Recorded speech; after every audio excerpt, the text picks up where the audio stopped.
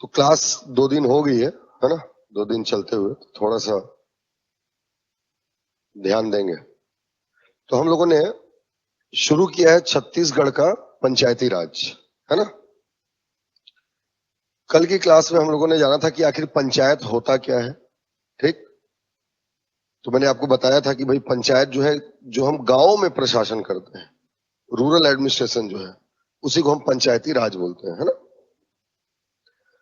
और पंचायत क्योंकि गांव में होता है और गांव राज्य में आते हैं, इसलिए पंचायत राज्य सूची का विषय है। फिर कल की क्लास में हमने देखा कि हमारे कॉन्स्टिट्यूशन में जो आर्टिकल 40 है, उसमें सरकारों को यह कर्तव्य बताया गया था कि वो पंचायतों की स्थापना करें। और चूंकि सरकारों का कर्तव्य था कि वो पंचायतों की स्थापना करें, तो उन्होंने पंचायतों की स्थापना करने का प्रयास किया। अब पंचायत की स्थापना करें मतलब कैसे करें, क्या चीजें होनी चाहिए पंचायत में, किस प्रकार से चीजें होनी चाहिए पंचायत में, इन सारी चीजों में सलाह लेकर के ही सरकार जो है पंचायतों की स्थापना कर सकती थी।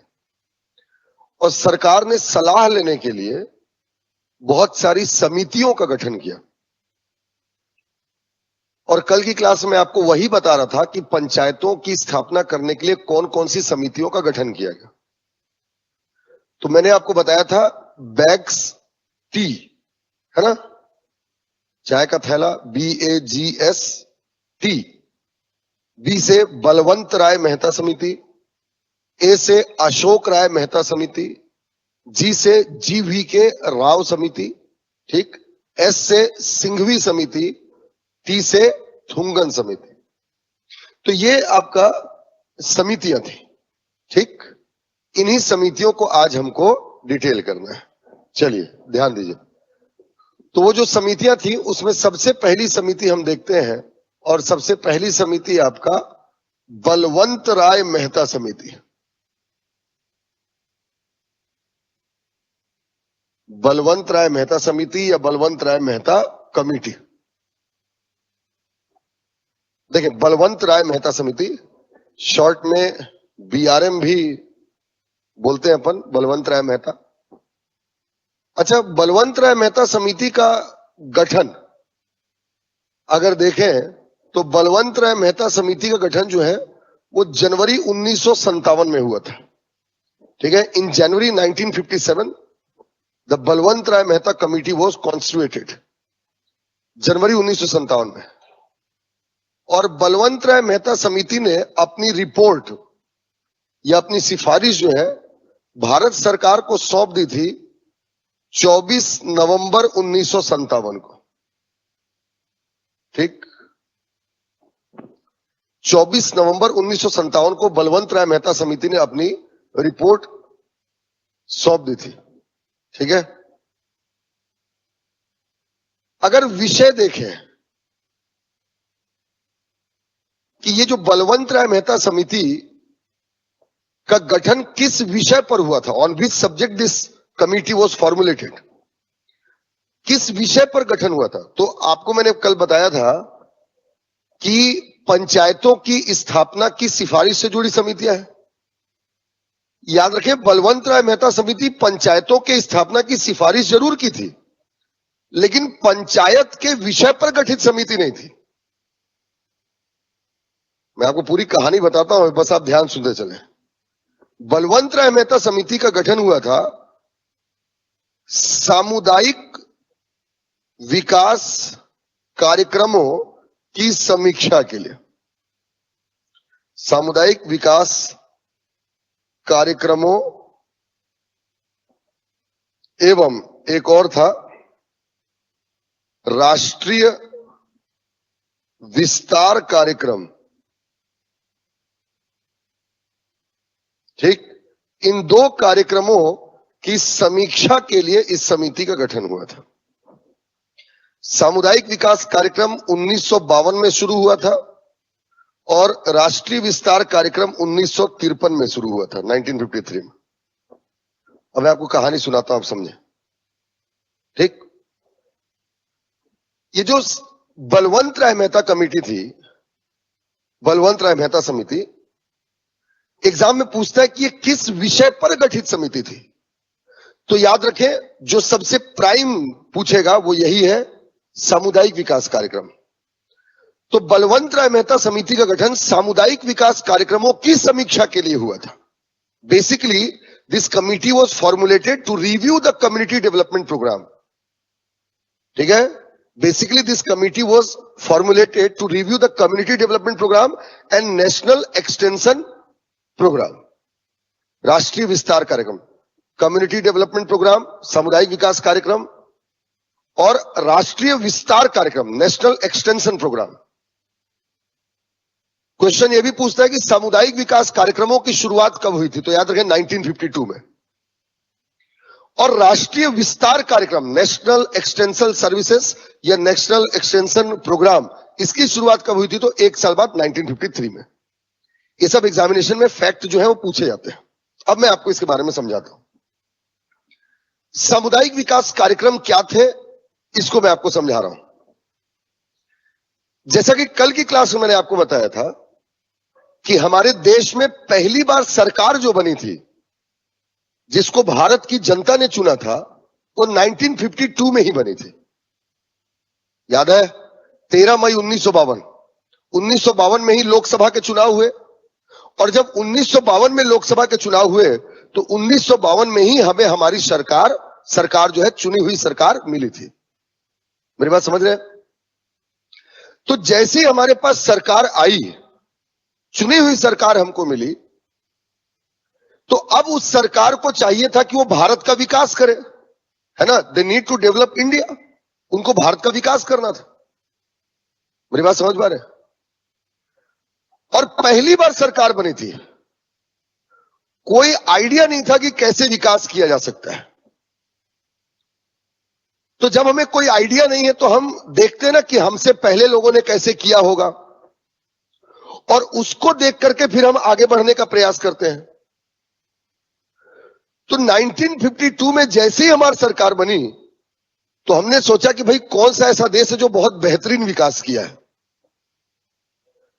तो उस समय जो सबसे शक्तिशाली देश था, the most powerful nation of that time, even recent time also, was US, America था। तो हमने सोचा कि जैसे अमेरिका ने अपना विकास किया है, because America was also the dominion of the Britishers. America भी ब्रिटेन का गुलाम था। And the US get its freedom on 1776, 1776 में, 4 जुलाई 1776 को अमेरिका स्वतंत्र हुआ था। और हम भी ब्रिटेन के गुलाम थे। तो हम दोनों ही एक ही व्यक्ति के गुलाम थे। और उससे अलग होकर के अमेरिका ने काफी ज्यादा शक्ति हासिल किया, सबसे ज्यादा सफल राष्ट्र रहा। तो हमने भी सोचा क्यों ना हम भी वही मॉडल को एडॉप्ट करें, model of development which was adopted by the US, जो अमेरिका ने एडॉप्ट किया है। और जब हमने अमेरिका का मॉडल देखा तो अमेरिका ने अपने देश का विकास करने के लिए सामुदायिक विकास कार्यक्रम चलाए थे। मेरी बात समझ रहे हैं? They had adopted the community development programme. अच्छा, सामुदायिक विकास कार्यक्रम क्या होते हैं, इसका थीम क्या है, इसको समझिए आप। सबसे छोटी इकाई जहां पर प्रशासन हो सकता है आम जनता की, उसको समुदाय बोलते हैं। जैसे आप हम मिल गए, समुदाय हो गया। या इसको इस तरीके समझे, जैसे एससी, एसटी, ओबीसी, ये समुदाय हो गया। एससी समुदाय हो गया, एसटी समुदाय हो गया, ओबीसी समुदाय हो गया, जनरल समुदाय हो गया। ये समुदाय हो गया, कम्युनिटी हो गई। समुदाय से मिलकर के क्या बनेगा? शहर। भाई एससी, एसटी, ओबीसी किसी ना किसी शहर में रहेंगे। शहर से मिलकर के क्या बनेगा? राज्य, स्टेट। भाई शहर राज्य में ही आएगा। और राज्य से मिलकर के क्या बनेगा? नेशन, देश।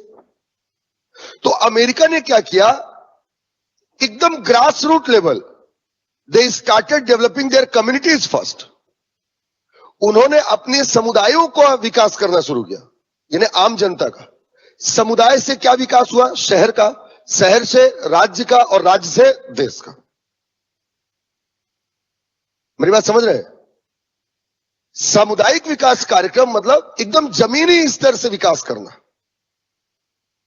एकदम जमीनी स्तर से विकास करना। और इसीलिए अमेरिका इतना सक्सेसफुल रहा। तो जैसे हमारी सरकार चुनकर के आई, we also adopted the community development program. हमने भी तय किया कि हम इसी तरीके से विकास करेंगे। कम्युनिटी डेवलपमेंट प्रोग्राम, हम धीरे धीरे समुदायों का विकास करेंगे, SC ST OBC का, समुदायों से शहर का, शहर से आपका राज्य का, राज्य से देश का विकास हो जाएगा। And this was the community development program. समझे? Basically this program was dedicated for development of the communities like SC ST and OBC। उस समय OBC नहीं होता था, SC ST। मेरी बात समझ रहे हैं? And this program was started in 1952. देखिए 1952 the community development program was started by the government of India. और 1952 में चला। 1952 में सरकार भी बनी। हमारे देश में सरकार कितने साल रहती है? 5 साल। यानी 57 में सरकार को, देखें जनवरी 1957 में गठित हुई थी, यानी सरकार को मई में चुनाव में जाना था। तो उसके ठीक पहले उनको लगा कि भाई इसको रिव्यू कर लेते हैं ताकि जनता के सामने बताते बने, ठीक है, कि जो सामुदायिक विकास कार्यक्रम चला है उससे कितना विकास हुआ है। समझे मेरी बात को? तो इस तरीके से 1952 में 1957 में सामुदायिक विकास कार्यक्रमों की समीक्षा के लिए यह समिति जो है वो गठित हुई थी। और इसके साथ साथ राष्ट्रीय विस्तार कार्यक्रम, राष्ट्रीय विस्तार मतलब, विस्तार का मतलब पहुंचाना। सरकार जनता तक सेवाएं पहुंचाने के लिए, LPG गैस हो गया, समझ बात को, जो आवश्यक सेवाएं हैं, ठीक, गैस हो गया, टेलीफोन हो गया, मतलब जो भी मेडिकेशन की सुविधा हो गई, ये तमाम सुविधाओं को पहुंचाने के लिए भी एक कार्यक्रम चलाया था जिसको नेशनल एक्सटेंशन सर्विसेज या नेशनल एक्सटेंशन प्रोग्राम कहते हैं, राष्ट्रीय विस्तार कार्यक्रम। तो ये दो कार्यक्रम जो है आपका 52 और 53 में चले, और इन्हीं कार्यक्रमों की समीक्षा के लिए आपका बलवंत राय मेहता समिति का गठन हुआ था। समझ में आया कॉन्सेप्ट क्या था इसका पूरा? अब जब समीक्षा के लिए गठन किया गया तो सिफारिश क्या रही इनकी, पहले सुन लो ना, फिर लिख लेना एक बार, ठीक। जब समीक्षा के लिए गठन किया गया तो सिफारिश से पहले आप ये देखें इनका परिणाम क्या रहा। मतलब ये जो आपका बलवंत राय मेहता समिति थी, ये समीक्षा के लिए गठित हुई थी, तो इनका परिणाम क्या रहा, या ओवरऑल परिणाम की जगह पर अगर हम समीक्षा ही नाम दे दें तो आपके लिए ज्यादा क्लियर रहेगा। ये समीक्षा क्या रही इनकी, व्हाट वाज देयर रिव्यू, समीक्षा क्या रही? तो इन्होंने बताया the community development programme was complete failure in India. सामुदायिक विकास कार्यक्रम भारत में असफल है, ठीक, मेरी बात समझ रहे हैं? They reviewed this program as complete failure. उन्होंने यह बताया कि सामुदायिक विकास कार्यक्रम जो आप चलाए हो ना, वो पूरा पूरा फेल है, असफल हो गए। और कारण भी बताया, और दूसरा यह बताया कि असफलता का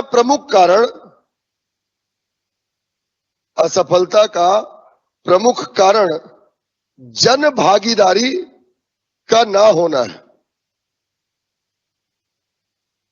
ठीक है, मेरी बात समझ रहे हैं? And the reason behind failure of this programme is lack of people's participation. जन भागीदारी का ना होना है। भाई आप कोई भी प्रोग्राम चलाओ, सरकार कोई भी प्रोग्राम चलाए, अगर जनता उसमें साथ नहीं दे रही है तो कभी सफल नहीं हो सकता। हो सकता है क्या? सरकार बोल रही है मास्क लगाओ, नहीं लगाओगे तो सरकार कैसे कर लेगी, क्या करेगी? बोलो ना, सरकार कुछ कर सकती है? क्या करे? तो कुल मिलाकर के lack of people's participation was the biggest reason, massive reason behind the failure of this community development program. ये इसकी असफलता का सबसे बड़ा कारण था, प्रमुख कारण था। अब इसने ये तो बता दिया समीक्षा में कि भाई ये असफल है, और रीजन भी बता दिया। और इसके साथ साथ इन्होंने कुछ सिफारिशें भी की, है ना, कुछ सिफारिशें भी की। They made their suggestions also. उन्होंने सिफारिश भी दिया कि अगर आप सामुदायिक विकास कार्यक्रम करना चाहते हैं तो जन भागीदारी को कैसे बढ़ाएंगे। भाई बताया, सामुदायिक विकास कार्यक्रमों की समीक्षा के लिए गठित हुआ था, बताया कि असफल है। असफल क्यों है उसका कारण भी बता दिया, ठीक। और कारण बताने के साथ साथ यह भी बताया कि इसको सफल कैसे बनाया जा सकता है ना। जो सामुदायिक विकास कार्यक्रम है उनको सफल कैसे बनाया जा सकता है यह भी बताया। और इनकी सबसे पहली सिफारिश ये थी कि अगर हम कोई भी कार्यक्रम चलाना चाहते हैं, सरकार कोई भी विकास के कार्यक्रम चलाना चाहती है, तो उन्हें सबसे पहले लोकतांत्रिक विकेंद्रीकरण करना चाहिए। लोकतांत्रिक विकेंद्रीकरण, मैं ये शब्द समझाता हूं आपको। लोकतांत्रिक विकेंद्रीकरण, इंग्लिश में कहेंगे डेमोक्रेटिक डिसेंट्रलाइजेशन। लोकतांत्रिक विकेंद्रीकरण, डेमोक्रेटिक डिसेंट्रलाइजेशन, ठीक है। डेमोक्रेटिक, इधर देखो लिख दे रहा हूं मैं, डेमोक्रेटिक डिसेंट्रलाइजेशन, ठीक है ना। So basically Balwant Rai Mehta committee was suggested for democratic decentralisation. Balwant Rai Mehta समिति ने डेमोक्रेटिक डिसेंट्रलाइजेशन या लोकतांत्रिक विकेंद्रीकरण की सिफारिश की। एग्जाम में प्रश्न पूछेगा आपसे कि निम्न में से कौन सी सिफारिशें बलवंत राय मेहता ने की थी या बलवंत राय मेहता समिति ने की थी, तो सबसे प्रमुख सिफारिश लोकतांत्रिक विकेंद्रीकरण। अब मैं आपको विकेंद्रीकरण समझाता हूं। विकेंद्रीकरण केंद्रीकरण का उल्टा है। मेरी बात समझ रहे हैं। केंद्रीकरण centralisation, decentralisation is just opposite to centralisation. केंद्रीकरण का मतलब क्या होता है, एक जगह पर इकट्ठा होना, और विकेंद्रीकरण का मतलब होता है एक जगह पर इकट्ठा ना होना, फैल जाना। जब सरकार केवल दिल्ली में बैठी हुई है, रायपुर में बैठी हुई है, यह केंद्रीकरण है। लेकिन जब सरकार दिल्ली और रायपुर से निकल करके छत्तीसगढ़ राज्य के हर गांव गांव तक पहुंच जाए तो यह भी केंद्रीकरण है, सरकार फैल गई। मेरी बात समझे कि नहीं समझे। अकेले मोदी जी देश चला रहे हैं, केंद्रीकरण है। मोदी जी से सरकार निकल कर अलग अलग राज्यों में फैल गई, विकेंद्रीकरण है। और राज्य की राजधानी से जब सरकार हर गांव गांव तक पहुंच जाए तो यह भी केंद्रीकरण है। और लोकतांत्रिक मतलब जनता के द्वारा चुनी हुई सरकार। विकेंद्रीकरण मतलब सरकार का जनता तक पहुंचना, और लोकतांत्रिक मतलब जनता के द्वारा चुनी हुई सरकार का जनता तक पहुंचना। और सरकार जब गांव गांव तक पहुंचे उसी को बोलते हैं पंचायत, और जनता के द्वारा चुनी हुई सरकार पहुंचे वही है लोकतांत्रिक पंचायत। नहीं समझे मेरी बात। तो इन्होंने कहा कि अगर आप कोई भी चीज सफल बनाना चाहते हैं तो आपको लोकतांत्रिक विकेंद्रीकरण करने की जरूरत है, यानी चुनी हुई सरकार को जनता तक गांव गांव तक पहुंचाने की जरूरत है। और जो चुनी हुई सरकार गांवों में शासन करती है उसको क्या बोलते हैं, पंचायत बोलते हैं। यानी इन शॉर्ट इन्होंने क्या कहा, पंचायतों के स्थापना की सिफारिश की। यहीं से कॉन्सेप्ट समझ में आया। So the Balwant Rai Mehta committee had suggested for establishment of Panchayati Raj. First, they suggested for democratic decentralization. Democratic decentralization means making reach of the elected government to the villages of India. And the government which had been established at the villages of India, known as Panchayati Raj. It means they had suggested for establishment of Panchayati Raj in India. मेरी बात समझ में आई। अब यहां समझिए बेटा, प्रश्न पूछता है कि हमारे देश में पंचायतों की स्थापना करने की सबसे पहली सिफारिश किसने की थी, तो किसने की थी, बलवंत राय मेहता समिति। कब की थी, 24 नवंबर 1957। मेरी बात समझ में आई? ये सबसे इंपॉर्टेंट है, इसी का डेट याद रखना है। लेकिन अगर आपसे प्रश्न पूछा जाए कि क्या बलवंत राय मेहता समिति पंचायतों पर गठित थी क्या? बलवंत राय मेहता समिति पंचायतों के लिए गठित हुई थी क्या? नहीं, बलवंत राय मेहता समिति तो सामुदायिक विकास कार्यक्रमों की समीक्षा के लिए गठित हुई थी। बाई प्रोडक्ट के तौर पर उसने सजेशन में दिया कि पंचायतों की स्थापना होनी चाहिए। यानी याद रखेंगे, Balwant Rai Mehta committee was not formulated for the panchayati raj, it was formulated to review the community development program, but they suggested first the establishment of पंचायती राज। लेकिन उन्होंने पंचायतों की स्थापना करने की सिफारिश की और इतना करके नहीं छोड़ दिया। उन्होंने कहा पंचायतों की स्थापना हो, और खास बात, इन्होंने त्रिस्तरीय पंचायती राज के स्थापना की सिफारिश की। दे suggested for 3 tiers Panchayati Raj in India. They suggested for 3 tiers Panchayati Raj in India. त्रिस्तरीय पंचायती राज की स्थापना की सिफारिश की इन्होंने। मिटाऊं इस साइड में थोड़ा सा, वही सिफारिशों को ही आगे बढ़ा रहा हूं मैं, है ना। दे suggested for 3 tiers Panchayati Raj in India. इन्होंने कहा 3 स्तरों पर पंचायती राज की स्थापना होनी चाहिए। स्तर कौन कौन से थे देखें। ग्रामीण क्षेत्र में 3 स्तर मिलेंगे आपको। एक होता है ग्राम स्तर, ठीक। एक होता है ब्लॉक स्तर और एक होता है जिला स्तर। ग्राम, ब्लॉक, जिला। नीचे से ऊपर अगर जाए, ग्राम, ग्राम को ग्राम ही लिखेंगे, विलेज नहीं लिख देना, ठीक। ग्राम और विलेज, विलेज जो है गांव को बोलते हैं। ग्राम राज्यपाल तय करता है कि 100-150 की आबादी में मैक्सिमम 1000 की आबादी को ग्राम घोषित करता है राज्यपाल।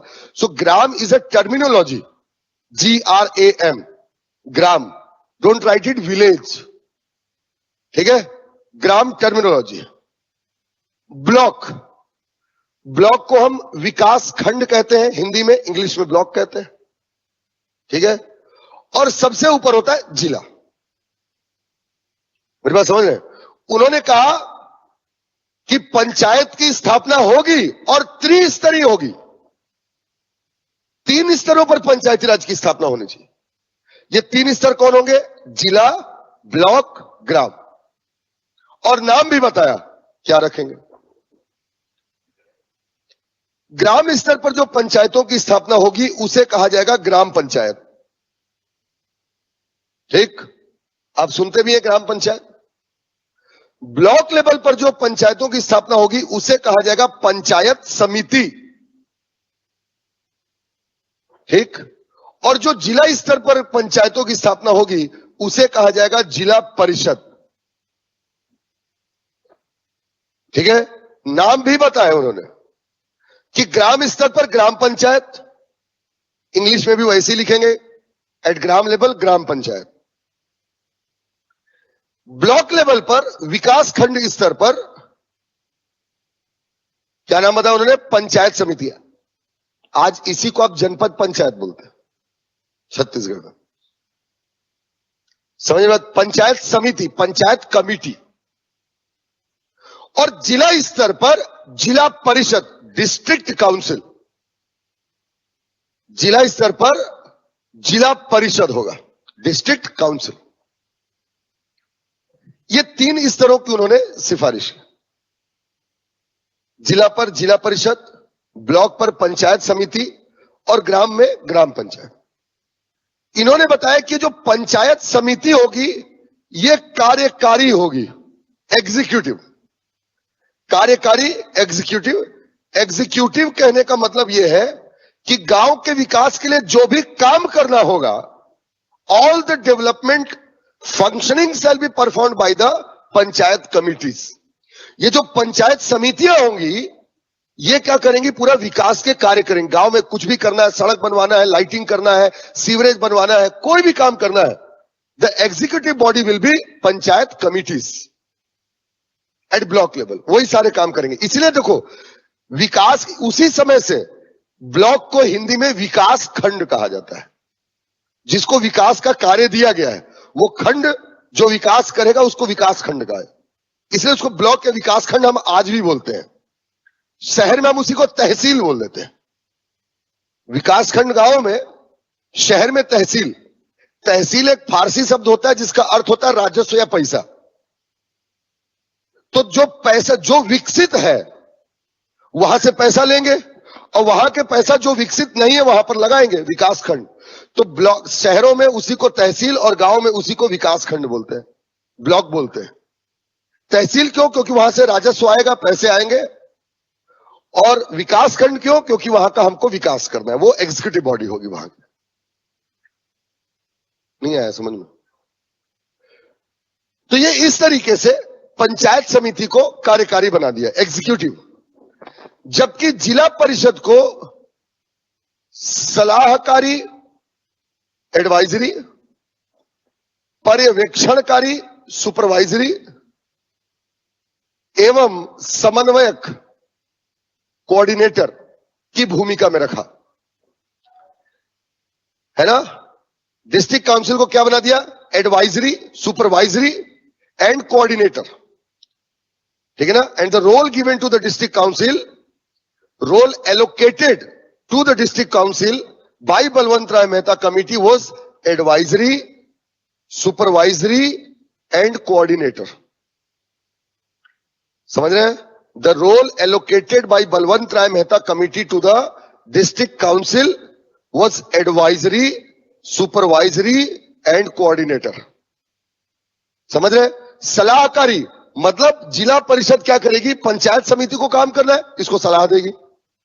दूसरा पर्यवेक्षणकारी, पर्यवेक्षण मतलब निगरानी रखना, सुपरविजन रखना कि ये काम ठीक से कर रहे हैं कि नहीं, इन पर निगरानी भी रखेगी। और तीसरा समन्वयक, कोऑर्डिनेटर। समन्वयक कहने का मतलब कि ग्राम पंचायत, पंचायत समिति, जिला परिषद तीनों एक साथ एकजुट होकर काम करें, उनके बीच में कोऑर्डिनेशन बैठाएगी। कोई भी अगर दिक्कत आएगा तो उसको दूर करने का प्रयास करेगी जिला परिषद। मेरी बात समझ रहे हैं? ये सिफारिश जो है आपका बलवंत राय मेहता समिति ने की है ना। This was the suggestions given by Balwant Rai Mehta committee. ठीक, ये सिफारिशें बलवंत राय मेहता समिति की थी। अब हुआ क्या? इस सिफारिशें देखने के बाद इसका परिणाम देखें। भाई इन्होंने सिफारिश दे दिया, रिजल्ट क्या हुआ उसका? What was the result of the suggestions of Balwant Rai Mehta committee? ठीक, तो मैं ये बोल रहा था आपको कि इस तरीके से बलवंत राय मेहता समिति ने अपनी सिफारिशें प्रस्तुत की। अब मैं आपको बताने जा रहा हूं कि उस सिफारिश का परिणाम क्या हुआ। क्या उन सिफारिशों को माना गया या नहीं माना गया? क्या हुआ, एक्शन क्या हुआ सरकार का? तो याद रखें, सबसे पहली बात, बलवंत राय मेहता समिति की सिफारिशों को सरकार ने स्वीकार कर लिया। ठीक है, सरकार ने स्वीकार कर लिया। ठीक है, the suggestions of the Balwant Rai Mehta committee was adopted by the government. ठीक है, the suggestions of the Balwant Rai Mehta committee was adopted by the government। सरकार ने उसे स्वीकार कर लिया। Good morning sir. Good morning sir, तहसील और विकासखंड को बताइए ना, समझ नहीं आया।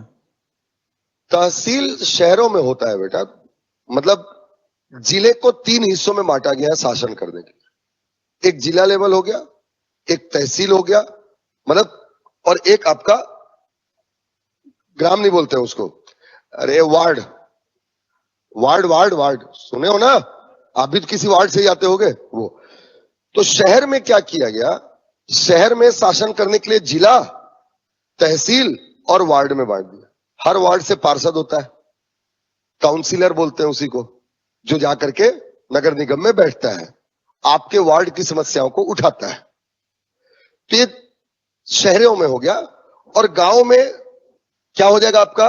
ग्रामीण को देखेंगे तो जिला हो जाएगा, विकास खंड हो जाएगा, और नीचे क्या हो जाएगा आपका? ग्राम हो जाएगा। समझ रहे हैं? अब ये जो ग्राम है, जो विकास खंड है और जिला है, ये ग्रामीण के लिए बंटवारा है ऐसा, और शहरों के लिए आपका वार्ड हो जाएगा, तहसील हो जाएगा, और ऊपर में क्या हो जाएगा, जिला हो जाएगा। तो जिला दोनों के लिए एक हो जाएगा। अब विकास खंड और तहसील, तहसील को गांव में विकास खंड और विकास खंड को शहरों में तहसील बोलते हैं, इतना आप समझ लें। तहसील एक फारसी शब्द है जिसका अर्थ होता है कि जहां से पैसा आएगा, राजस्व आएगा, रेवेन्यू जनरेशन इंस्टीट्यूट्स बोलते हैं उसको, जहां से पैसा मिले। तो तहसील विकसित होता है, शहरों में होता है, वहां से राजस्व आता है, इसलिए उसका नाम ही तहसील रखा गया है। और गांव में अभी मैंने आपको बताया कि इन्होंने कहा कि कार्यकारी क्या होगा, पंचायत समिति, यानी विकास का काम किसको करना होगा, ब्लॉक लेवल पर। चूंकि ब्लॉक लेवल यानी जो बीच का स्तर होता है उसी को विकास कार्य करना होता है, इसलिए उसको विकास खंड कहते हैं। आया समझ में? Yes sir. तो अब इसका परिणाम क्या हुआ कि सरकार ने स्वीकार कर लिया, the government had adopted the suggestions of Balwant Rai Mehta committee. अब स्वीकार कर लिया तो परिणाम क्या हुआ? परिणाम यह हुआ कि 2 अक्टूबर 1959, ठीक है, 2 अक्टूबर 1959, 2 अक्टूबर 1959 को राजस्थान का नागौर जिला या नागौर ग्राम पंचायत में भारत में पहली बार पंचायत की स्थापना हुई। समझ रहे हैं? द फर्स्ट पंचायती राज, ठीक है,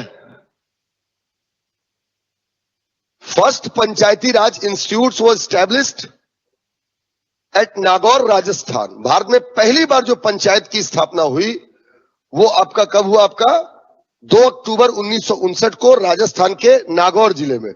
यह भारत में पहली बार, पहला पंचायत था जो स्थापित हुआ। इसके साथ साथ 9 दिन बाद, 2 कितना होता है? 11 अक्टूबर 1959 को आंध्र प्रदेश के शादनगर में भारत में दूसरी बार पंचायत की स्थापना हुई। यानी भारत का पहला पंचायत नागौर राजस्थान है 2 अक्टूबर 1959 को, और भारत का जो दूसरा पंचायत है वो आंध्र प्रदेश का शादनगर। शादनगर नाम है जगह का, शादनगर, आंध्र प्रदेश। ठीक, तो पहला पंचायत राजस्थान का नागौर जिला, दूसरा पंचायत आंध्र प्रदेश का शादनगर। दोनों जो है 1959 में ही बने, एक 2 अक्टूबर को और एक आपका 11 अक्टूबर को। मंथ और ईयर सेम है। अक्टूबर 1959 में 2 पंचायतों की स्थापना हो गई। 2 अक्टूबर 1959 को राजस्थान का नागौर जिला और 11 अक्टूबर 1959 को आंध्र प्रदेश का शादनगर। मेरी बात समझ रहे हैं? आंध्र प्रदेश का शादनगर। ये 2 जगहों पर 2 पंचायतों की स्थापना हो गई। अब थोड़ा सा आगे चलते हैं।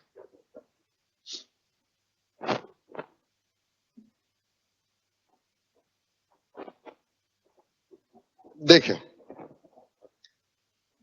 इसी में थोड़ा सा आगे बढ़ रहे हैं। आप एक बात बताएं कि बलवंत राय मेहता कमेटी ने कितने स्तर के पंचायतों की स्थापना की सिफारिश की थी? 3 किया था ना? सरकार ने पंचायतों की स्थापना करना शुरू कर दिया, पंचायतों की स्थापना हो रही है। लेकिन चौथी चीज ध्यान रखेंगे इसमें, लेकिन सरकार ने स्तरों को, या इसको कंप्लीट लिखे, त्रिस्तरीय संरचना को बाध्यकारी नहीं बनाया, बल्कि इसे राज्यों पर छोड़ दिया गया।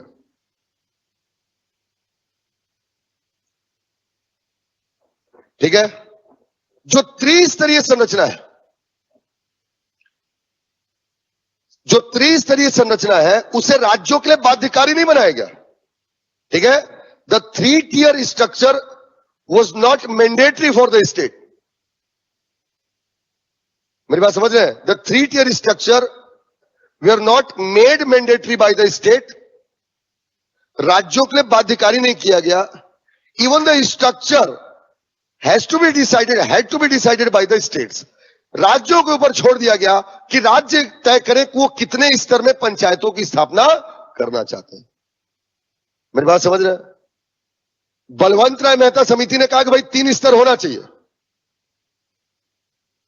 लेकिन सरकार ने बोला कि भाई राज्यों पर अभी बाध्यकारी नहीं करते इसको, लेट द स्टेट्स डिसाइड्स कि उनको कितने स्ट्रक्चर में रखना है, कितने टीयर्स में रखना है। ये जो मॉडल था, मॉडल ऑफ 3 टीयर स्ट्रक्चर था, इसको बाध्यकारी नहीं किया गया। और जब नहीं किया गया तो परिणाम क्या हुआ? कुछ राज्य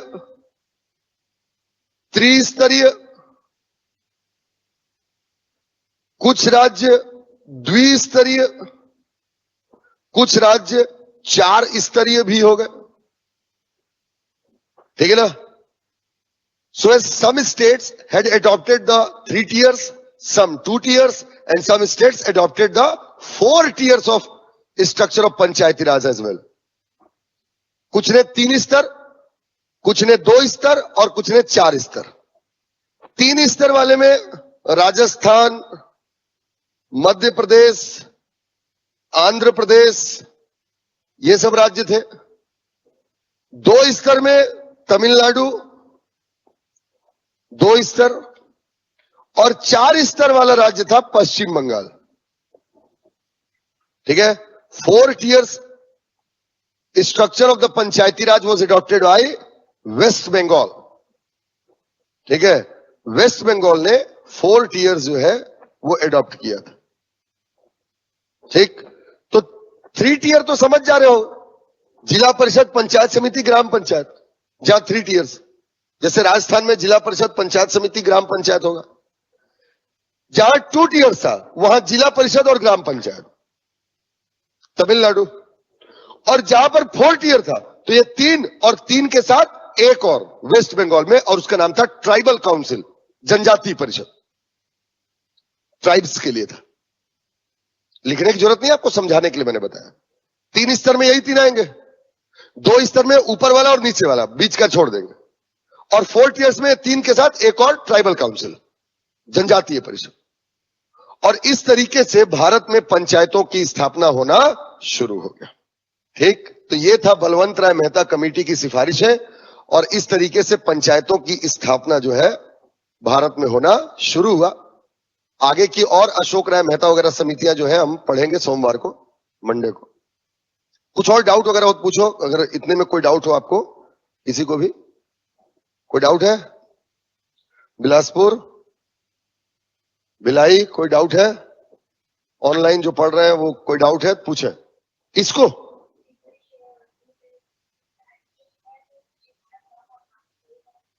ट्राइबल काउंसिल बेटा, जनजातीय, जो एसटी होते ना, एसटी, उनके लिए अलग से बना दिया वेस्ट बंगाल ने, उसको नाम दिया ट्राइबल काउंसिल। भाई ये तो सबके लिए हो जाएंगे, और ट्राइब्स के लिए अलग से बना दिया ट्राइबल काउंसिल, जनजातीय परिषद, है ना? ये था। तो 2 स्तर में ऊपर वाला जिला परिषद और नीचे वाला ग्राम पंचायत, पंचायत समिति नहीं रहेगी उसमें। 3 स्तर में दोनों रहेंगे, मतलब तीनों रहेंगे। 2 स्तर में ऊपर वाला और नीचे वाला, जिला और ग्राम वाला, समझ रहे हो? और आपका 4 स्तर में तीनों रहेंगे, और एक एक्स्ट्रा आ जाएगा जनजातियों के लिए, ट्राइब्स के लिए, उसको बोलेंगे ट्राइबल काउंसिल। नसीर नगर और सादनगर ग्राम पंचायत या जिला परिषद, ग्राम पंचायत बेटा, ग्राम पंचायत मतलब पंचायत, पंचायत करने मतलब तीनों स्तर वहां पर स्थापित होगा। छत्तीसगढ़ में कितने स्तरीय है? छत्तीसगढ़ में 3 स्तरीय है ना भाई, नहीं सुने हो क्या आज तक? उसको पढ़ना है, उसकी पूरी कार्यप्रणाली को। सीजी में भी एमपी के थ्रू हुआ भाई, पहले एमपी ही तो थे, और वही चीजें अपने पास जब हटे अपन तो छत्तीसगढ़ हो गया, है ना? चलिए ठीक है, सोमवार को मिलते हैं। ठीक? बिलासपुर से मिलेंगे। Good night.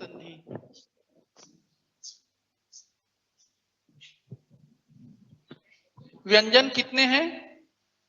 39 पढ़े थे ना? हेलो, तो अब देखिए उनको हम लिखते हैं लाइन से। बोलो।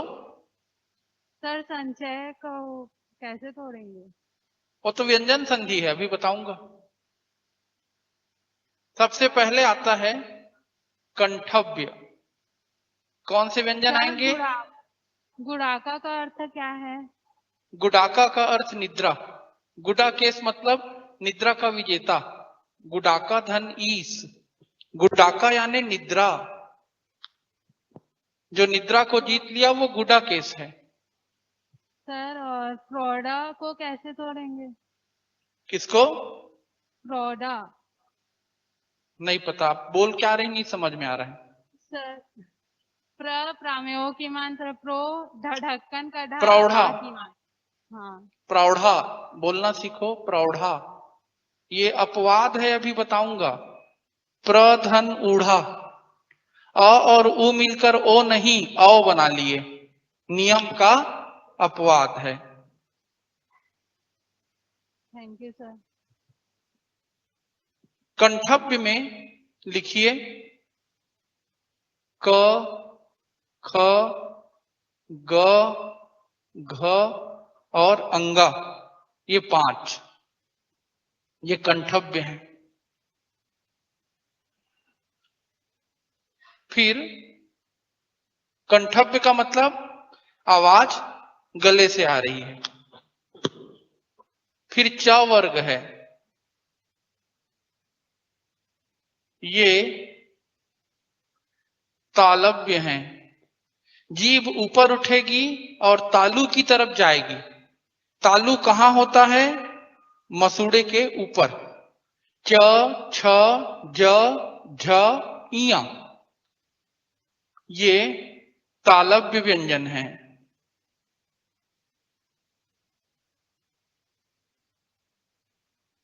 इसके बाद ट वर्ग है।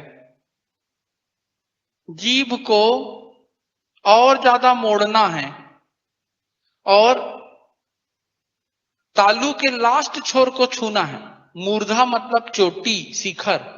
ट, ठ, ड, ढ, अण, ऐसा जब हम बोलेंगे तो मूर्धन्य व्यंजन आएंगे। ट, ठ, ड, ढ, अण। इसके बाद त वर्ग है। आपकी जीभ दांतों को छुएगी, देख लेना। हर बार जीभ अंदर से दांत को टच करेगी। त, थ, द, ध, न, ये दंतव्य हैं।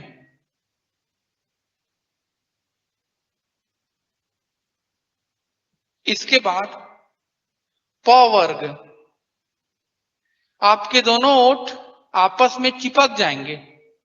प, ओठ बंद हो गया। प, फ, ब, भ, म, 5 बार आपके दोनों ओठ चिपक रहे हैं। ये ओष्ठव्य हैं। प, फ, ब, भ, म, ये 25 स्पर्श व्यंजन है। इसके बाद ऊष्म और अंतस्थ आते हैं। पहले अंतस्थ, 4 व्यंजन अंतस्थ हैं।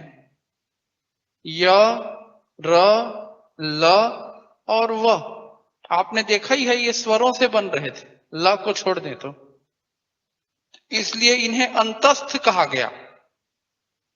पैदा हुए स्वर से जुड़ गए व्यंजनों के ग्रुप में।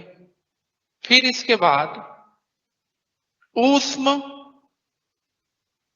या संघर्षी व्यंजन है। इनको बोलते समय मुख में घर्षण पैदा होता है। शक्कर का स, षटकोण का स, सड़क का स और ह, ये ऊष्म या संघर्षी व्यंजन है। रुक जाओ, थोड़ा सा समझ लो। शक्कर वाला स कैसे बोलना है? देखो, जीभ को मोड़ना है, तालू की तरफ ले जाना है। शक्कर, शहद, तो एक ऐसा श है, ये तालव्य स है। जीभ को और ज्यादा मोड़ना है, मूर्धा तक ले जाना है। षटकोण, षटकोण, ये कैसा स है? मूर्धन्य स है। जीभ दांत को टच करेगी, सड़क, ये दंतव्य स है। यानी शक्कर के स का इस ग्रुप से कनेक्शन है, षटकोण के स का इस ग्रुप से कनेक्शन है, सड़क के स का इस ग्रुप से कनेक्शन है। ये 3 ग्रुप के मेंबर हैं जो बिछड़ के यहां आ गए हैं, समझ गए? इसलिए 3 प्रकार के स हैं हिंदी में, जिसको हम बच्चों को पढ़ाने के लिए शक्कर वाला, सड़क वाला और षटकोण वाला सा बोलते हैं। वास्तव में ये शक्कर वाला यानी कैसा सा? तालव्य। षटकोण वाला यानी कैसा सा? मूर्धन्य। और सड़क वाला यानी कैसा सा? दंतव्य। ह कैसी ध्वनि है? ह को काकल्य ध्वनि कहते हैं, याद करके रखना। उसके बाद संयुक्त व्यंजन है, इनको भी हम संधि से बनाए हैं, आगे सिखाऊंगा। ये हैं, अभी सीख लो, अक्ष, त्र, ज्ञ और स्र। फिर 2 द्विगुण व्यंजन है, अड़ और अढ़। ऐसे लिखो, पहले द्विगुण को लिखो। द्विगुण या उच्छिप्त, ये 2 हैं, अड़ और अढ़। और इसके बाद द्विगुण या उच्छिप्त के बाद संयुक्त को लिखिए।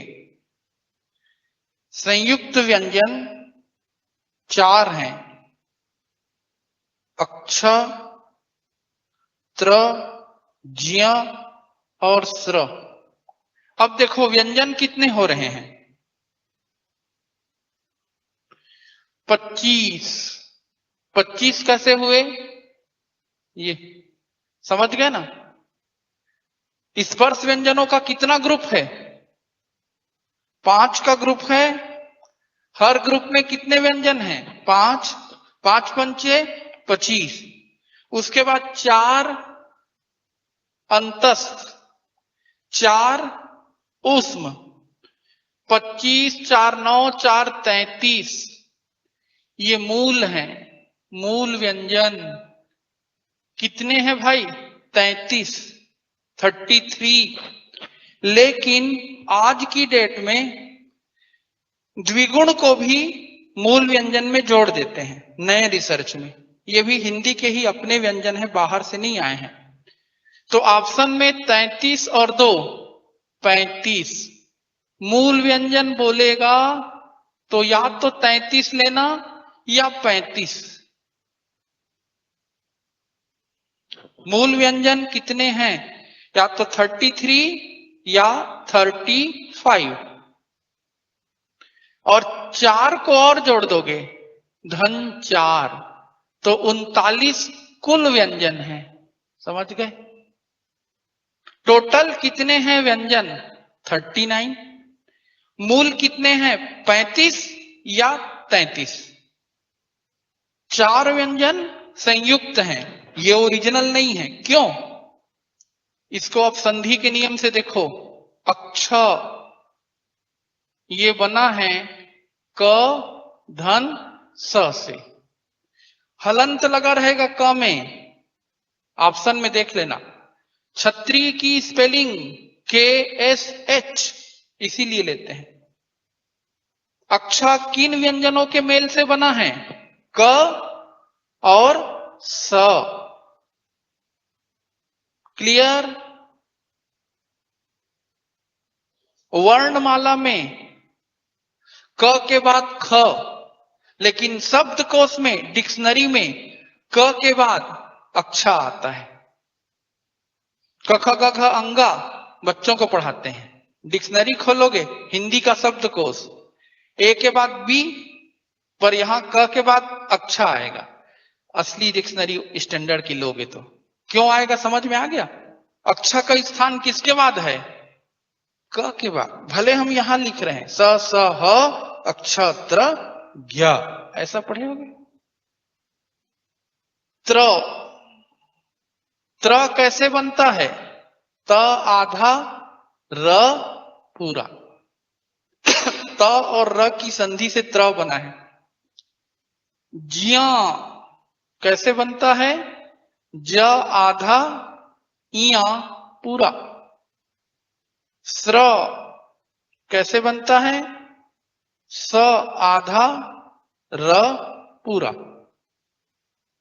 ये हो गया आपका व्यंजनों का परिचय। अब फिर संधि पर जाएंगे। च वर्ग के लोग तालव्य के साथ साथ ऊष्म संघर्षी भी कहलाते हैं। ये तालव्य हैं और इन्हें हम ऊष्म संघर्षी भी कहते हैं। किनको? च वर्ग के व्यंजनों को।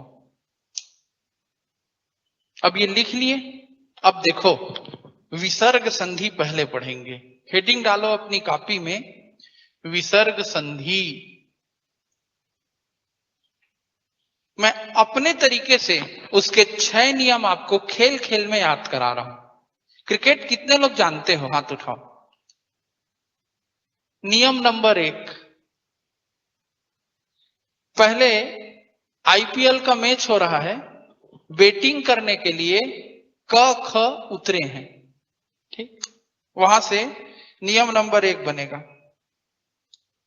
क ख, और किसको मैं ले रहा हूं? प फ को। नियम नंबर 1 क्या कहेगा? देखो, अ आ,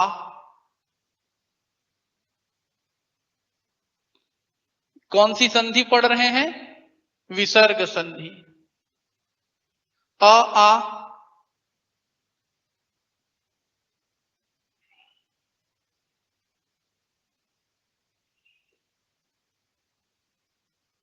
अ या आ रहेगा।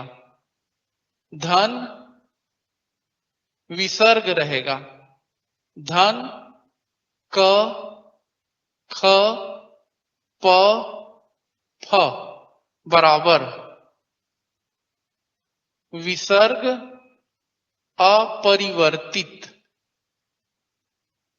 ये पहला नियम है। अ आ, धन विसर्ग, धन क ख प फ, नो चेंज। ठीक, कैसे नो चेंज होगा? देखो, प्रातः, त के बाद अ है, कुछ भी मात्रा नहीं जुड़ी है, तो प्रातः धन काल, कोई चेंज नहीं, एज इट इज। क्या लिखाया है? प्रातः काल। ये नियम नंबर 1। नियम नंबर 2, अ आ से भिन्न स्वर धन क ख प फ अब बन जाएगा षटकोण का स। जैसे नीह, ये देखो अंतर समझ में आ गया। यहां पर न में कौन सी मात्रा लगी है? ई की मात्रा। क्या लिखा गया? नीह। धन क्रमण, क्या बनेगा? निष्क्रमण। या दुह धन कर्म, क्या बनेगा? दुष्कर्म। विसर्ग किसमें बदल गया? षटकोण के समय। 2 स्थितियां बनती हैं किसके संधि में भाग लेने पर? क ख और प फ के। या तो विसर्ग नहीं बदलता, या विसर्ग किसमें बदलता है? षटकोण के समय। अब इस बार बैटिंग करने के लिए कौन आएंगे? च छ। च छ, ये किस ग्रुप के मेंबर हैं? तालव्य। और तालव्य स है शक्कर वाला। तो नियम नंबर 3, आ से भिन्न स्वर धन विसर्ग, उसी को मैं शॉर्टकट में लिख रहा हूं। विसर्ग धन कौन आएंगे संधि करने के लिए? च और छ। तो क्या बनाएंगे? शक्कर वाला स,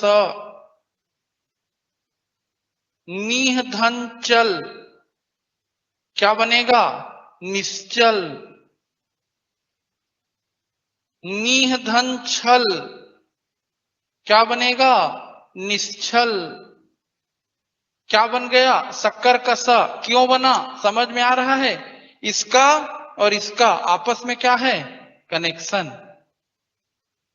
अब यदि ट और ठ आएंगे संधि करने तो सबको पता है अब ये क्या बना देंगे? षटकोण का स। तो नियम नंबर 4 क्या करेगा? विसर्ग धन ट ठ बराबर कौन सा स? षटकोण का स। एग्जाम्पल देखो, धनुः धन टंकार, क्या बन गया? धनुष टंकार। नियम नंबर 5, अब संधि करने कौन आएंगे? दंतव्य त और थ, तो क्या बनाएंगे वो? सड़क वाला स।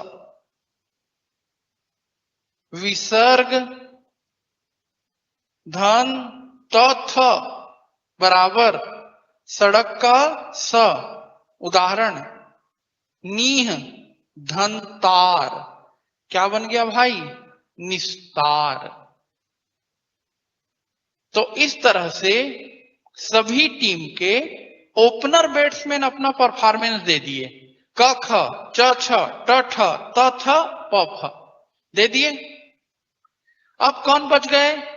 मिडिल ऑर्डर, ग घ अंग, ज झ इया, ड ढ ण, द ध न, ब भ म, य र ल व। इतने सारे एक साथ अब संधि करने आ रहे हैं। समझ रहे हो? इतने लोगों से कुछ नहीं होने वाला है। जैसे भारतीय टीम कभी मैच फिक्सिंग के दौर में रहती थी, सचिन और सहवाग अच्छा खेलते थे, बाद में अजहरुद्दीन, अजय जडेजा ये सब आउट हो जाते थे। भारतीय टीम का स्कोर है 1 विकेट पर 155 रन, और थोड़ी देर बाद देखते भारतीय टीम का स्कोर है 180 पे ऑल आउट। क्यों हो जाता था? बाकी लोग आते थे, खुद कैच दे देते थे, ओ आउट हो गए, गेंद स्टंप में लग गई, किनारे हट गए हैं, ओ पीछे देख रहे हैं, आउट होके चल दिए। शायद मैच फिक्सिंग सुने रहे होंगे। तो वैसे यहां पे मैच फिक्सिंग हो रहा है। अब पहले 5 नियम और छठवें में कुछ नियम नहीं, एक ही नियम। छठवां नियम क्या है? देखो, विसर्ग धन 3 4 5 या अंतस्थ कुछ भी आएगा, केवल और केवल ओ बनेगा। 3 4 5 का मतलब समझ रहे हो? क 1 नंबर, ख 2 नंबर, ग घ अंग, ये क्या है? 3 4 5। तो संधि करने ग आए, घ आए, अंग आए, ज आए, झ आए, इया आए, ड आए, ढ आए, अण आए, द आए, ध आए, न आए, ब आए, भ आए, म आए, चाहे य र ल व कुछ भी आए, केवल क्या बनेगा अब? ओ। उदाहरण देखो, सरह धन ज, क्या बना? सरोज। तपह धन वन, क्या बनेगा? तपोवन। यशः धन दा, क्या बनेगा? यशोदा। ये है विसर्ग संधि के 6 नियम। लिखिए, समझिए। सेकंड वाला एक बार और पढ़ाइए ना। ठीक, ओष्ठ का मतलब तुम्हारा ओठ। सेकंड वाला एक बार और पढ़ाइए। सेकंड वाला मतलब ये है। 6 नियम को एक बार और बता रहा हूं, पहले लिख लो सब कोई। एकदम बेस्ट उदाहरण से बताए सर जी, अच्छे से समझ में आया। ओके, ये उदाहरण नहीं, हिंदी की जान है। हर व्यंजन का अपना उच्चारण स्थान है, उसी के आधार पर संधि बन रही है।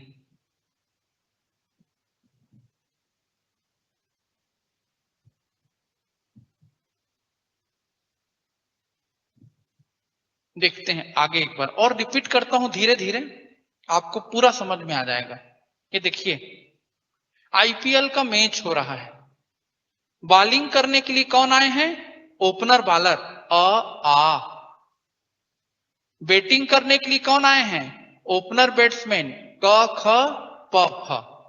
अब यहां पर मैं अपना स्टाइल डाल रहा हूं, बॉलर भी अच्छा, बैट्समैन भी अच्छा।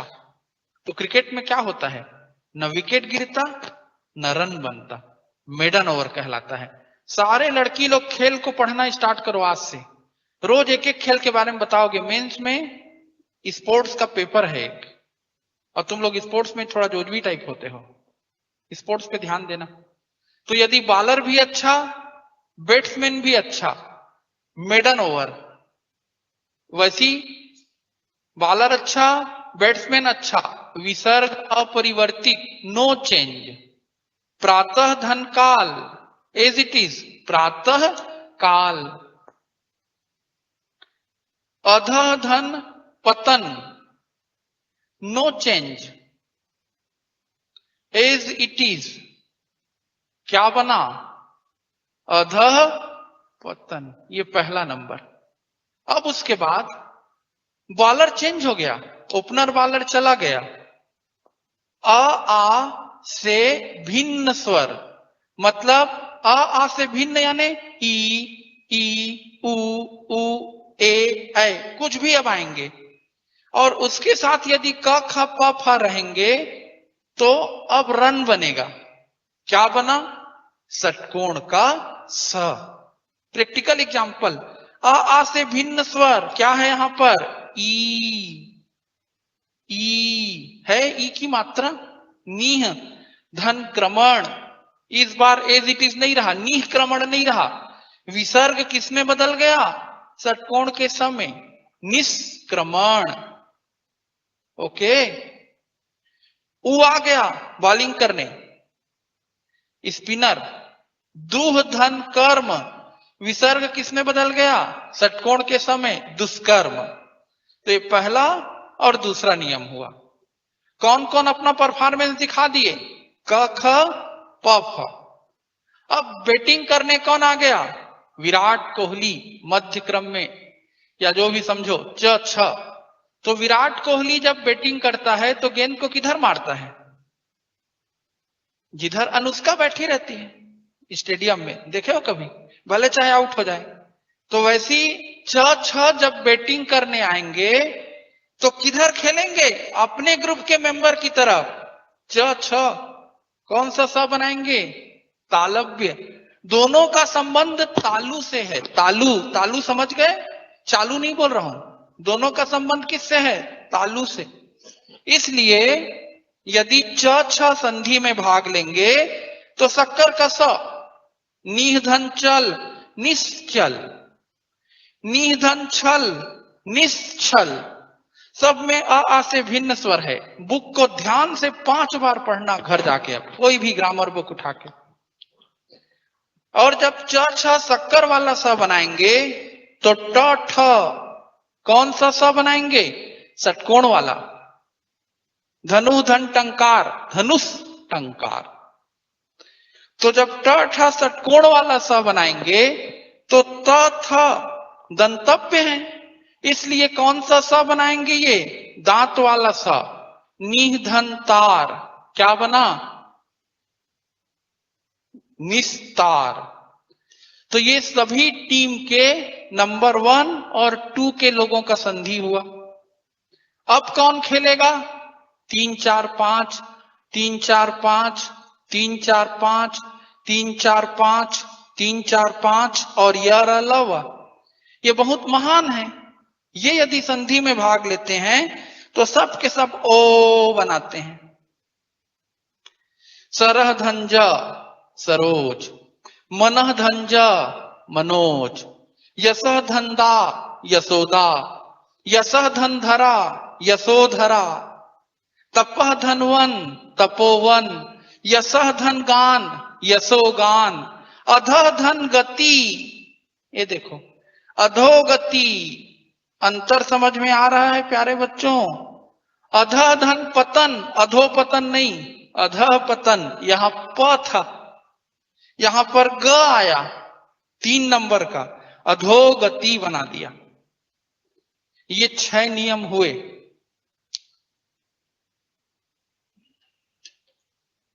सर जी अब हमारे कैचिंग पर से बाल ऊपर से जा रहा है, कृपया थोड़ा धीमा पढ़ाएं। अभी तक में तेरे को क्या समझ में नहीं आया? मेरे को फोन लगा, बात कर। क्या चीज नहीं समझा? आगे बढ़ते हैं। जो चीज नहीं समझा मुझसे पूछ। ये मेरा नंबर है 98,932,10,797।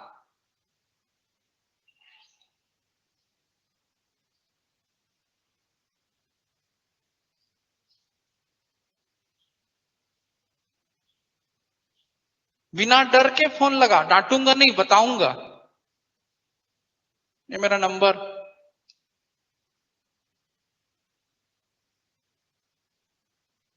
तुम लोग मत लगा देना यहीं बैठे बैठे। किसके लिए है ये?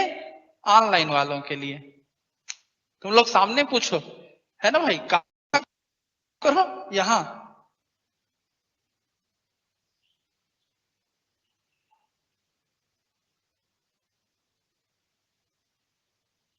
यदि आप नहीं समझ रहे हो तो पूछिए। आ गया सर जी पूरा समझ में। 6 रूल्स का और एग्जाम्पल बताएं। बुक खोलें और पढ़ें। मैं कितना सारा बताया हूं देखो। तपह धनवन तपोवन, यशः धनगान यशोगान, अधः धन गति अधोगति, मनः धनजा मनोज, सरह धनजा सरोज, यशः धनधरा यशोधरा। पर्याप्त है इतना? अब देखो कुछ और नियम, जैसे विसर्ग के बाद अभी तक व्यंजन आ रहा था। यदि विसर्ग के बाद स्वर आ जाए, स्वर जान रहे हो ना? स्वर मतलब कौन? आ ई उ उ। तो देखो विसर्ग धन स्वर बराबर र धन मात्रा। जैसे दूह ऊ की मात्रा, और इधर स्वर है धन उपयोग। विसर्ग बदल जाएगा र में और ऊ बन जाएगा उसकी मात्रा, दुरुपयोग।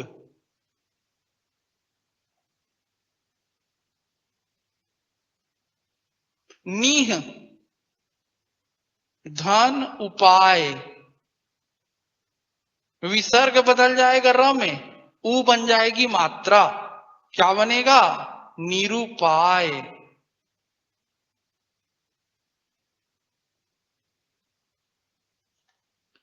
क्लियर है?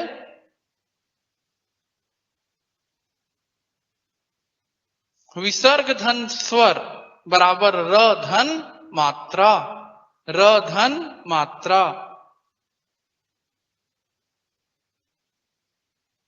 आगे बढ़ें।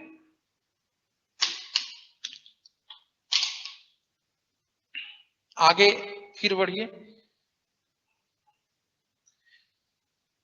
मुझको लगा कि कुछ खतरनाक घटना हो गई करके, गिर गया था पैर में, है ना? आगे देखिए। अब कुछ नियम व्यंजन संधि के लेते हैं, ठीक है? फिर जो आप, जैसे एक फरमाइश आ रही कि सर क्वेश्चन दीजिए, आज पूरे ऑब्जेक्टिव को बनाइएगा संधि का। सोमवार को, कल संडे है, खूब पढ़िए। सोमवार को जितना डाउट रहेगा पूछिएगा। मैं ऑन द स्पॉट टेस्ट ले लूंगा इस टॉपिक से, क्वेश्चन ऊपर क्वेश्चन दे दूंगा, है ना? आप क्या करेंगे? सॉल्व करते चलेंगे। अभी थोड़ा सा आगे बढ़ाएं पढ़ाई को। ज्यादा थोड़ी लग रहा है, समझ में आया? हेडिंग डालो व्यंजन संधि।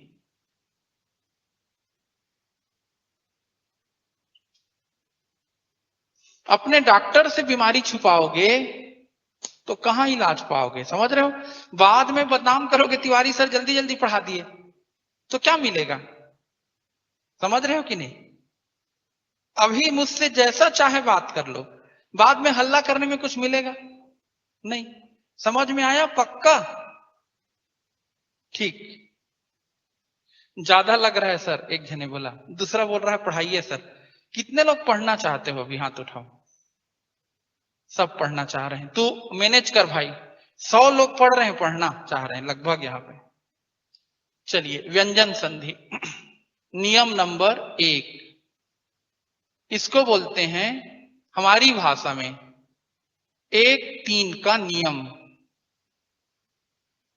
1-3 का नियम मेरी भाषा में। ठीक, कौन सा नियम है? 1-3 का नियम। 1-3 का नियम देखिए क्या होगा, क्या कहता है नियम?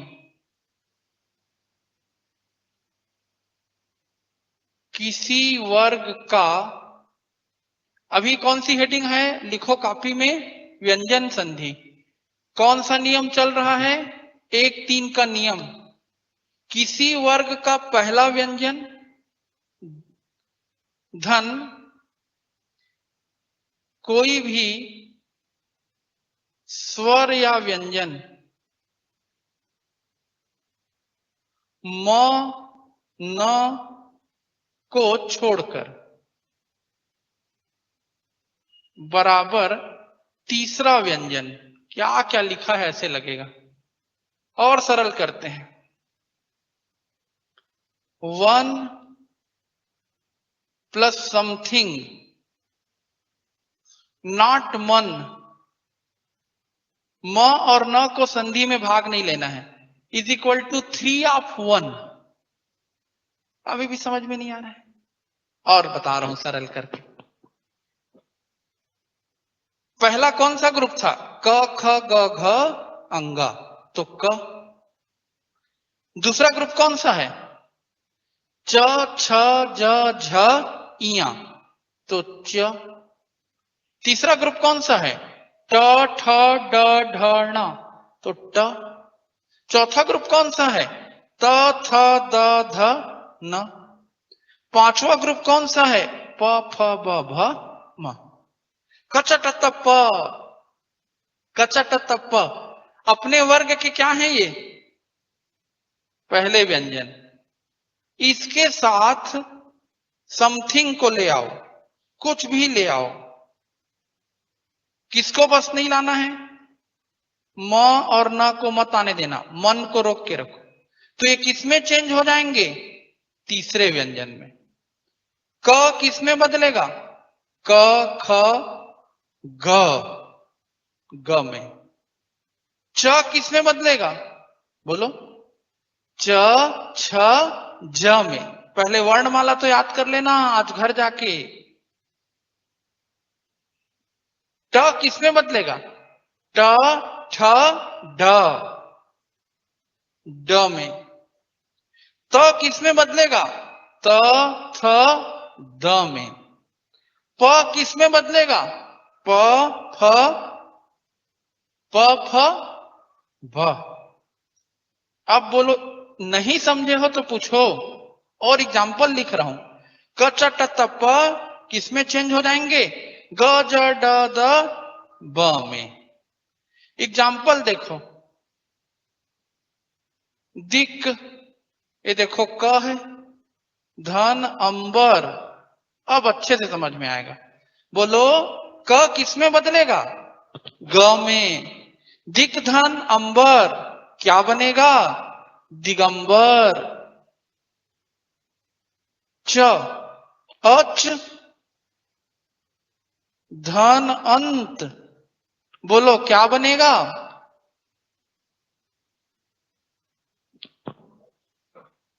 बड़े बड़े गणित विज्ञान के छात्र हो। च किसमें बदलेगा? ज में। क्या बन गया? अजंत। सट धन आनंद, ट किसमें बदलेगा? ड में। क्या बनेगा? सडानन। ये 1-3 का नियम है। यदि उत धन गम लिए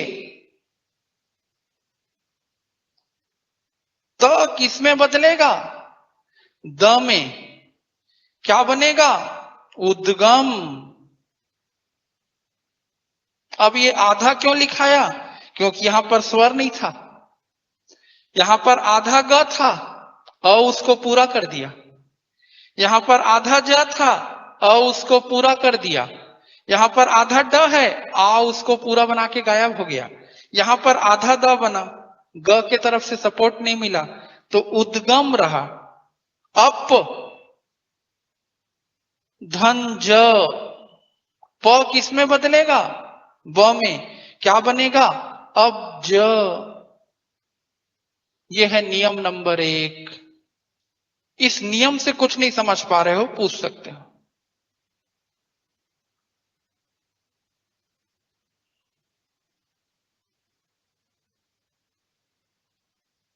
one plus something is equal to 3 of 1।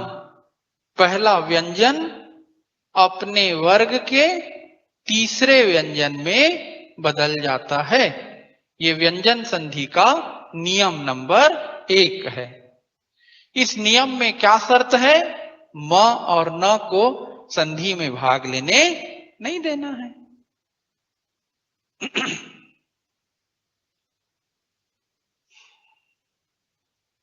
लेकिन म और न मांगते नहीं, मन है कि मांगता नहीं। अब वो आ जाएंगे संधि में भाग लेने।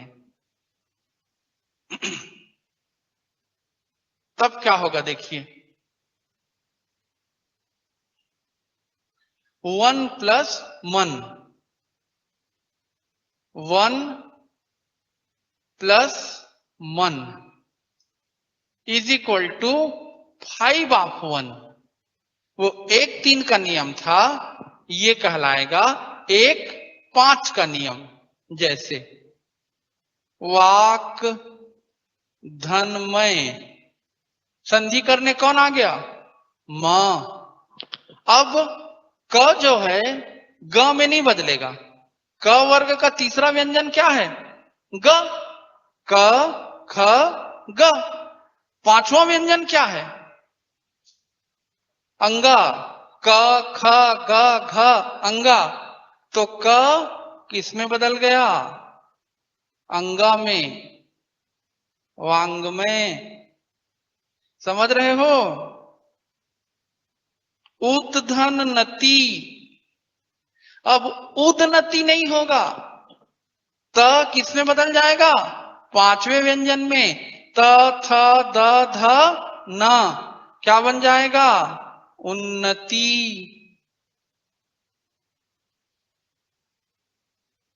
सट धनमुख, बोलो क्या बनेगा?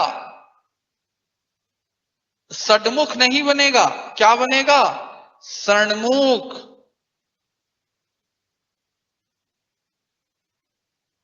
ड किस में बदल गया? अणा में। ये ट है बेटा, सड नहीं है, सट है, लिखने में गलती हुई है। सट धन मुख, क्या होगा? षणमुख। अजंत का मीनिंग नहीं मालूम बेटा। अब्ज का मीनिंग होता है कमल। अप यानी पानी, ज यानी जन्म लेना।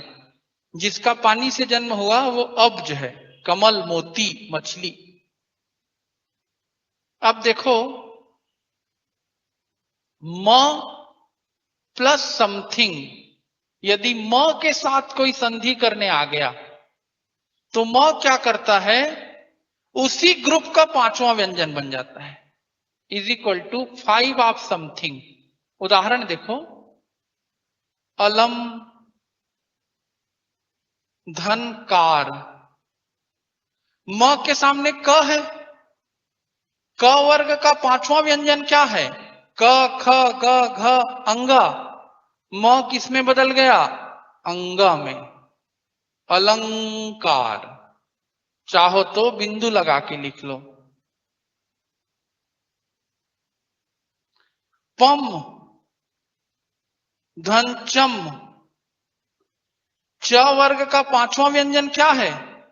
च छ ज झ इया। अरे दुष्टो, तुमको क ख ग घ अंगा याद नहीं है, रटना आज जाके। च वर्ग का पांचवा व्यंजन क्या है? च, छ, ज, झ, इया। तो म किस में बदलेगा? इया में। पंचम। चलो तो ट वर्ग का पांचवा व्यंजन बोलो। मास्क को नाक में लगाओ पहले। ट वर्ग का पांचवा व्यंजन याद नहीं आ रहा है। ट वर्ग का पांचवा व्यंजन बोल। अण। च वर्ग का पांचवा व्यंजन बोल। बातें समझ पा रहे हो कि हवा में भाग रहा है? दिगंबर में आधा म है, अजंत में आधा न है। मेरे भैया दिगंबर, दिक, धन, अंबर, बिंदु कहीं नहीं जाएगा। आधा बनेगा ग, अ उसको पूरा करेगा। क्या बन गया? दिगंबर। अच, धन, अंत, ज बनेगा और बिंदु लगेगा अजंत। कहा मैं बिंदु को गायब किया हूं? नया नया कहां दिमाग लगा रहे हो? मृत्युम, धन, जय, क्या बनेगा? मृत्युंजय। इसी को हम शॉर्टकट में कैसे लिखते हैं? मृत्युंजय। Write down. जो संधि, हर शब्द नहीं टूटेगा। आटा, आधंटा, बाटा, बाधंटा, ऐसा तोड़ते मत रहना। चाटा, चाधंटा, जो संधि से बना है वही टूटेगा, है ना? किसी भी शब्द को तोड़ दें जरूरी नहीं है। संधि मतलब जॉइंट। तुम्हारे हाथ में कहां कहां जॉइंट है? कलाई में, तो कलाई घूमेगी। कोहनी में, तो कोहनी घूमेगी। अब तुम बीच से घुमाना चाहोगे हाथ को तो टूट जाएगा वो। जहां संधि हुई है वहां संधि काम करेगी।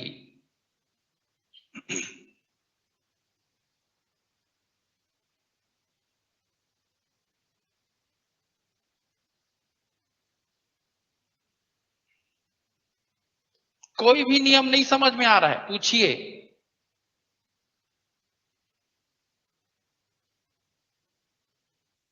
अब देखो, यदि हम म के साथ य, र, ल, व या स,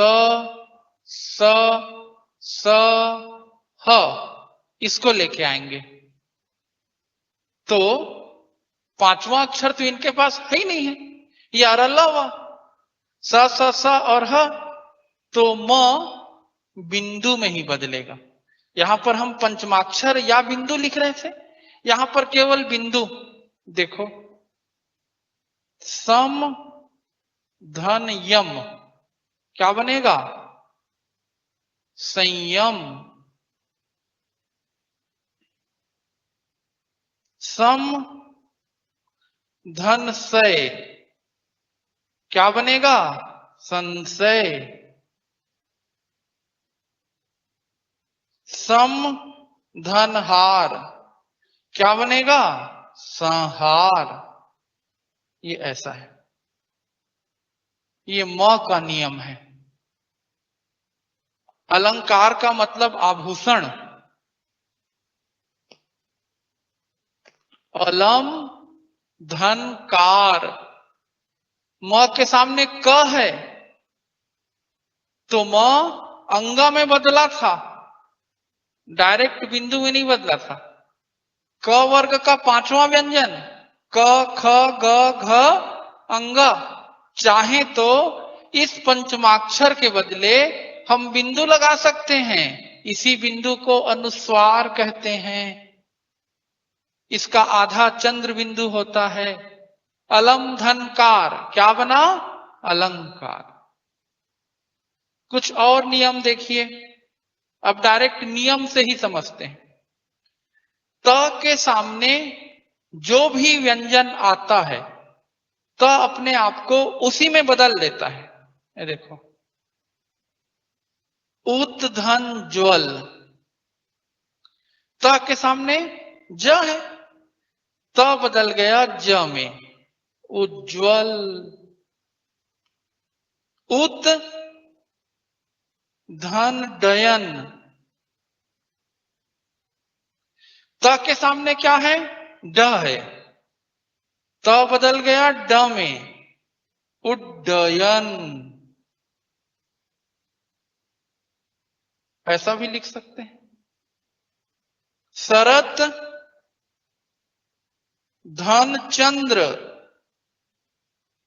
त के सामने च है, त बदल गया च में, शरत चंद्र। ऐसा तो ये भी एक नियम है। त के सामने जो कुछ आता है त उसी में क्या होता है, बदल जाता है। जिस वर्ड का संधि विच्छेद होगा बेटा उसी को परीक्षा में पूछेगा। ठीक, तुमको पता चलेगा कि नहीं ऐसी वाली बात नहीं है। एग्जाम में वही वर्ड आएगा जिसका संधि विच्छेद होगा। एग्जाम लेने वाले तुम्हारे हमारे जैसे नहीं है भाई।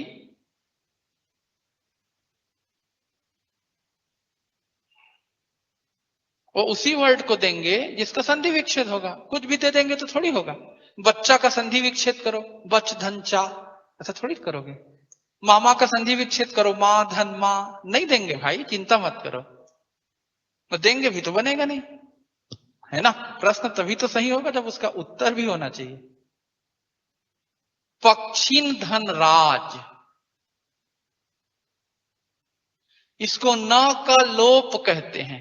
न गायब हो जाएगा, क्या बनेगा, पक्षीराज। ऑन द स्पॉट इसको याद करो बस। मंत्रिन धन मंडल, ऐसे शब्दों की मेरी बुक में पूरी सूची है और किताबों में भी मिलेगी। न गायब हो जाएगा, क्या बनेगा, मंत्रिमंडल। कॉन्सेप्ट समझ में आया। युवन धन राज, राहुल गांधी आ जाएगा, क्या बनेगा बाबू, युवराज। क्लियर है। युवराज का संधि विच्छेद करो, युवन धन राज। युवाचार्य, लोग कैसे टूटेगा, युवन धन आचार्य। क्लियर। प्रॉब्लम है, अब भी रोको, एकदम क्लियर। इसको बोलते हैं न लोप की संधि। न जो है संधि से गायब हो गया। अवधि, अप धन धी, प बदल गया ब में। अब तो तुम होशियार बन गए दुष्टों, यही तो सीखना है। कल जो सोमवार को देखना, जो शब्द बोलोगे शब्द बस सही रहना चाहिए। मैं ऑन द स्पॉट उसको तोड़ दूंगा। डाउट लाओगे तो ना, नहीं लाए तब तो जय राम जी। वैसी का टैलेंट आपके अंदर कब आएगा, जब इस चैप्टर को 2-2, 3-3 घंटा घर में सब किताबों को सामने रख के पढ़ोगे तो। वो भी बेस बुक, विनय कुमार पाठक, वासुदेव नंदन प्रसाद और रविंद्र तिवारी यानी मुस्कान पब्लिकेशन। तीनों में से कम कोई भी 2 बुक, या कम से कम विनय कुमार पाठक की बुक को मार्केट से लेके पढ़ो। प्रैक्टिस करोगे एक्सपर्ट बनोगे, एक्सपर्ट बनोगे सफल होगे। पढ़ा तो सबको रहा हूं। आगे बढ़े। लास्ट नियम, फिर संधि खत्म। उसके बाद हिंदी की संधि है, उसको भी अभी देख लेंगे। लास्ट नियम क्या कहता है देखो। टूटेगा सड़क के समय, जुड़ेगा षटकोण के समय। डेमो में पूछा था ना। अभी धन सेक, बोलो क्या बनेगा, कौन सा सा, षटकोण का सा। अब तो तुम लोग समझदार हो गए यार। सु धन समा, क्या बनेगा, सुषमा। अब जो सोचो तो पहली बार जो एग्जाम में जाएगा और तुम जाओगे, किसका ज्यादा बनेगा, तुम्हारा। बशर्ते ऐसी और शब्द भी बना लो। अब देखिए, ये तो नियम भी समझ गए। एक आध नियम मुझसे भी छूट गया है, देखो कैसे। यदि शक्कर का स विसर्ग संधि में भाग लेने आएगा, दुहधन शासन, तो या तो शक्कर का स बन जाएगा विसर्ग, दुशासन, या नो चेंज, दुशासन भी रहेगा। स संधि में भाग नहीं लिया था ना, तब की स्थिति। सब लोग भाग लिए थे, 1 2 3 4 5 सब। शक्कर का सा भाग नहीं लिया था, सड़क का सा भी भाग नहीं लिया था। निधन संतान, या तो निसंतान बना लो या निह संतान, बोथ आर करेक्ट। लिख लिए रहो। और देखो, ह संधि में भाग नहीं लिया है, वो खाली थोड़ी बैठेगा, वो भी आएगा। ह यदि संधि करेगा तो क्या होगा, देखो, पत धन हति, त बदल जाएगा द में और ह बदल जाएगा ध में। 3 4 एक साथ होगा, त थ द ध। 3 4 का नियम है ये, 3 4 का नियम।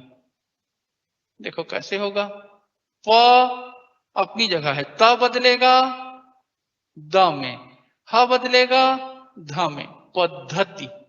पत धन हति क्या बना, पद्धति।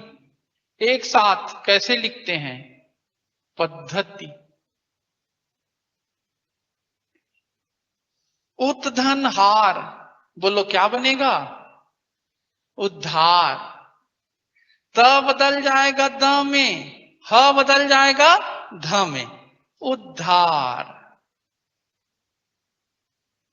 चलो इसको बताओ, वाक धन हरि, बोलो क्या बनेगा, खूब तो गणित वाले हो। क बदल जाएगा ग में और ह बदल जाएगा क ख ग घ, वाग्घरी। पसीना निकल जाता है।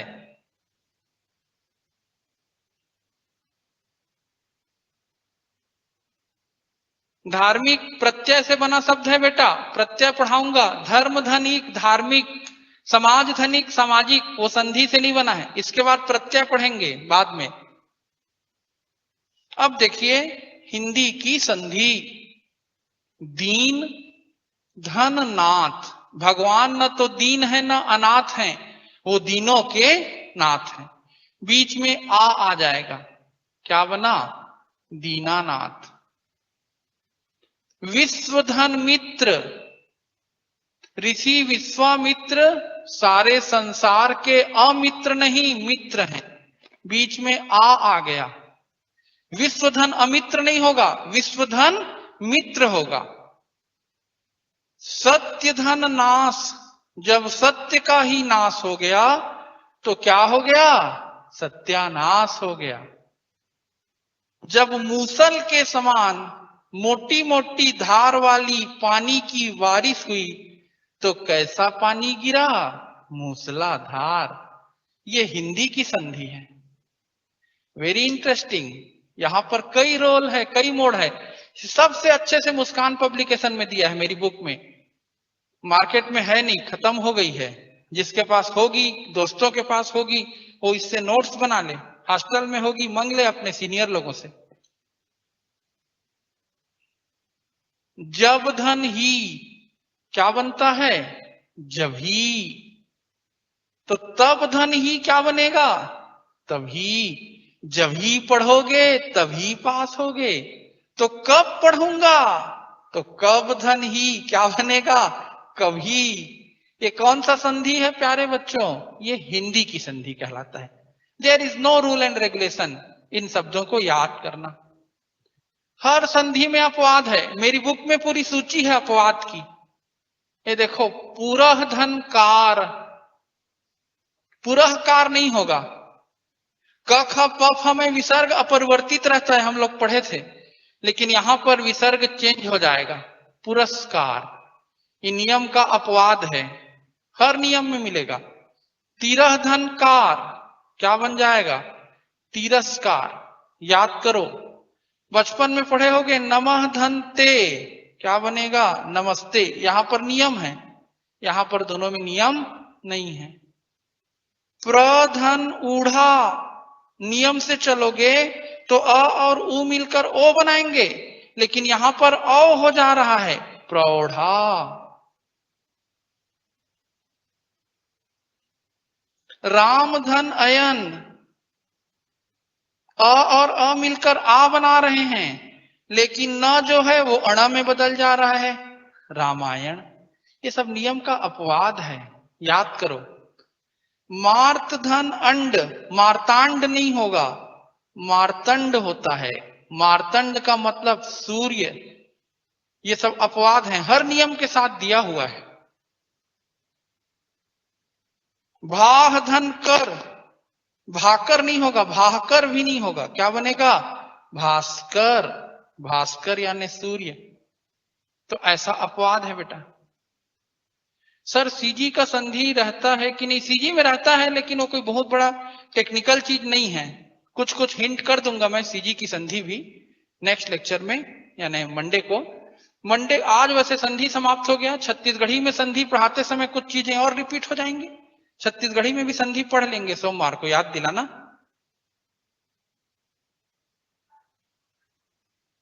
अब मंडे दूसरा हिस्ट्री का समय हो गया है।